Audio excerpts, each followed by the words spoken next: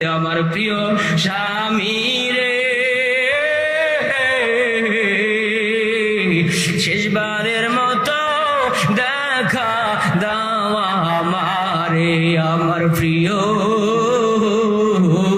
স্বামী রে,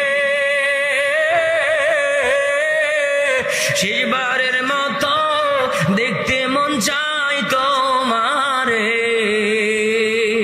কি বাঁধনে বাইদা গেলা তুমি ভুলবো কেমনে, কি বাঁধনে বাঁধেলা স্বামী আমার ভুলবো কেমনে, না দেখিলাম মুখখানি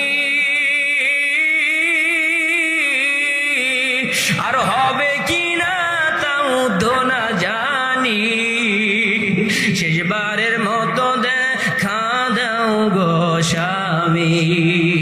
এইরকম করে যখন বিনয়া চিঠিটা লিখছে, নবীজির সামনে যখন এই চিঠিটা পড়লো, নবীজির এই আবেগক্ষণ এই চিঠি দেখার পরে নবীজি আবেগ আপ্লুত হয়ে গেলেন। নবীজি বলছে, হুযায়ফা তুমি একটা বারের জন্য তো দেখা দিয়ে আসতে পারতা, কেন দেখা দাও নাই?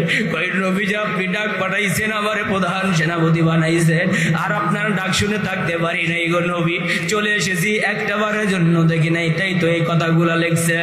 নবীজি বলছে, হুযায়ফা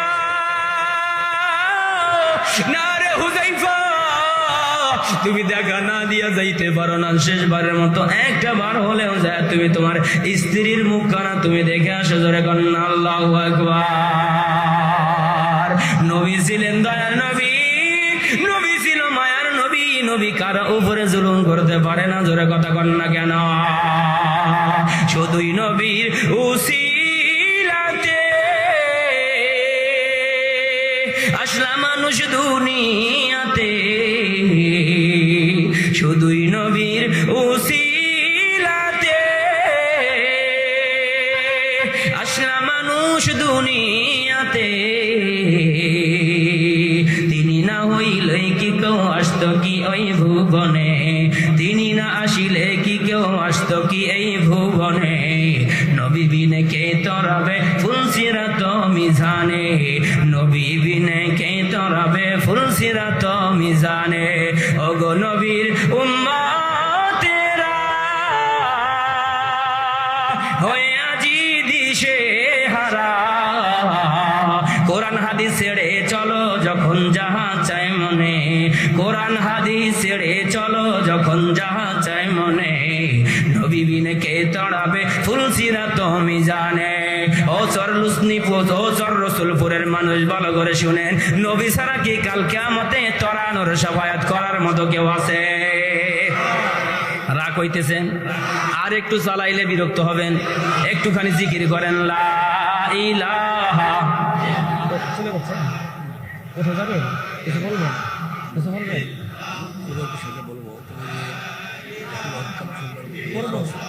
আমি করবো, ওই দিকে যাচ্ছি, আমার মাথায় আছে, আমি ওইদিকে যাচ্ছি। ইল্লাল্লাহ লা ইলাহা ইল্লাল্লাহু মুহাম্মাদুর রাসূলুল্লাহ। হুযায়ফা এইবার নবীজির সামনে চিঠি পড়ার পরে নবীজি অনুমতি দিল, যাও যাও এবার তোমার স্ত্রীর সাথে গিয়া দেখা দাও। এইবার হুযায়ফা কি করলো, নবীজিকে রাস্তায় দাঁড় করায় রেখে জঙ্গি ঘোড়া বাড়ির দিকে দৌড় মারলো। জঙ্গি ঘোড়া নিয়ে নবীজির সাহাবী হুযায়ফা বাড়ির দিকে চলে গেল। যাওয়ার পরে কি করলো, এবার ওই নববধূ রাস্তার দিকে তাকায় আছে, কারণ জানে যে আমার স্বামী চিঠি পাওয়ার পরে আমারে না দেখা দিয়া যাইতে পারে না, এই বিশ্বাস তাদের ভিতরে ছিল। দেখতেছে জঙ্গি ঘোড়া দ্রুত গতিতে চাবুক মেরে বাড়ির দিকে আসতেছে। আবু হুযায়ফার স্ত্রী খুশি হয়ে গেছে। হুযায়ফার স্ত্রী বাড়ির কাছে পাওয়ার পরে এবার বলতেছে, ও স্বামী, আপনাকে চিঠি দিয়ে বাড়িতে নিয়ে এসেছি দীর্ঘক্ষণ থাকার জন্য নয়। আমি জানি হুনাইনের যুদ্ধে 3 জন সেনাপতি আল্লাহর রাসূল নিযুক্ত করেছে। আমি জানি যে এই যুদ্ধের ভিতরে আল্লাহর নবী 3 জন সেনাপতি নিযুক্ত করে, 2 জন মরে যায় আর একজনের হাতে আল্লাহ বিজয় দিয়ে দেয়।